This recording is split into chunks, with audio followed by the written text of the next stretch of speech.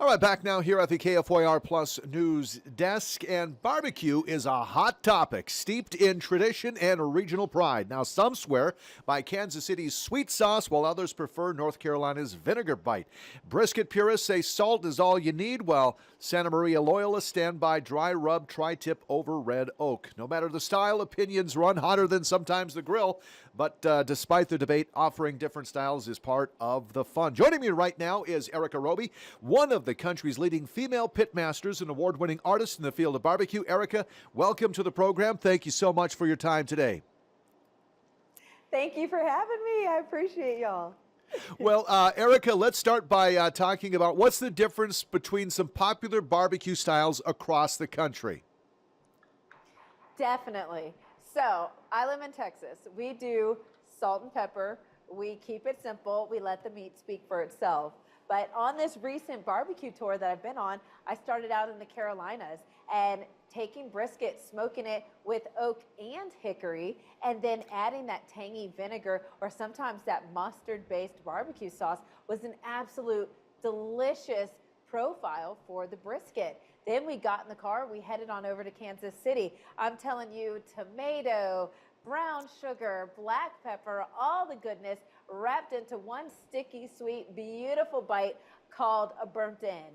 I absolutely adored that, and the way that they sliced thin their brisket to hail back to, their railroad days and how beef and how barbecue actually got there. Then we went over to California, Central Coast. We're heading up from Santa Barbara, and that's Santa Maria style. So live oak cooking. We are using red oak, our beef, our New York strips, our tri-tip, our briskets, our ribeyes, everything is cooked with salt, pepper, garlic, a little bit of basting, so some red wine vinegar, maybe some crushed herbs here and there, some olive oil, maybe beef tallow, maybe butter, but cooked over live fire and then done over red oak, which gave the beef an absolutely beautiful expression, to the point that I have actually ordered red oak back to my house in Texas to continue cooking my beef that way. Erica, you're a pit master, award-winning pit master, and many of us are going to be pulling the grills and the barbecues out this weekend. What are some common mistakes that people make when barbecuing, and how can we avoid those mistakes? First is pulling your grill out the day that you actually need to use it. How about we bring it out a little early and we actually just check and clean it off from the last time we put it away.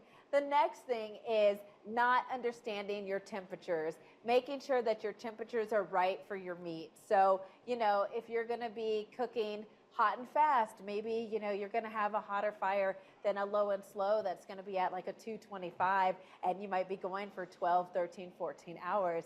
Another thing is checking your meat. When you go and you buy it at the grocery store, when you're picking out your steaks, when you're picking out your brisket or your dino ribs, look at the marbling.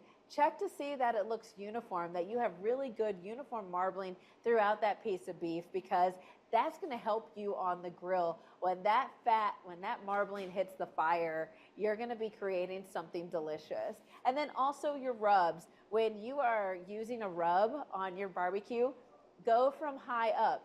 If your meat is here, your hand should not be here. You need to have a very high sprinkling so that you get a uniform coating of that rub across all, how many sides of your meat? 6 sides of your meat. So those are some of the things that can really save you. Why is brisket so popular right now, and how can people get it to prepare it at home?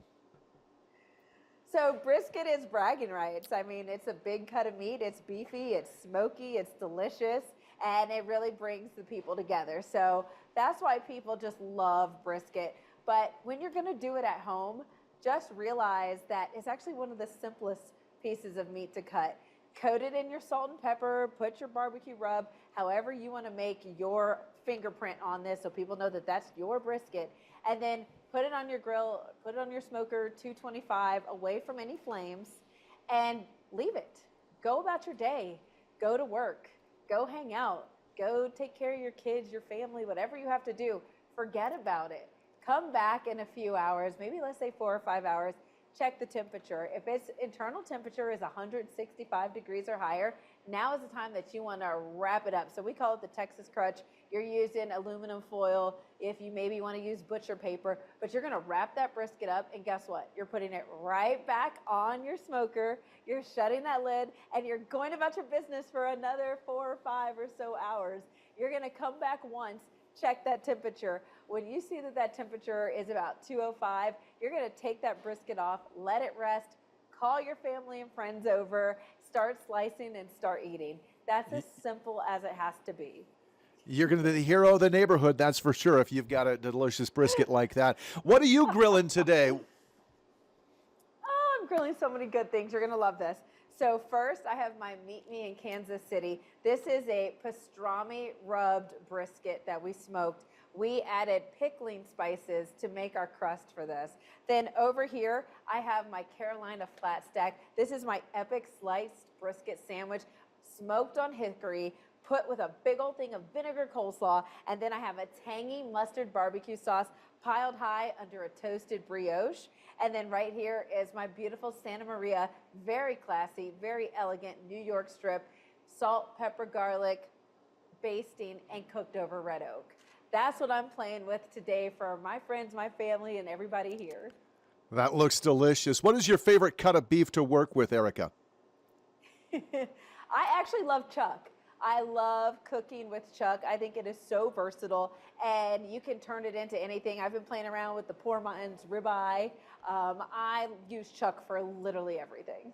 Yeah, good chuck eye is great on the grill. What advice would you give to other women? What advice would you give to other women looking to break into the barbecue scene?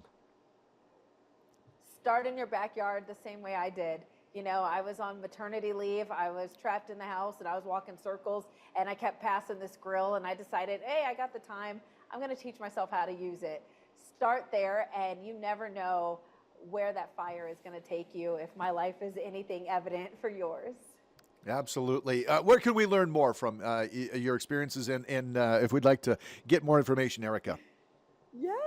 Head on over to beefitswhatsfordinner.com. We have all of these recipes and hundreds more for you to choose from and to have at your disposal. So head on over to beefitswhatsfordinner.com.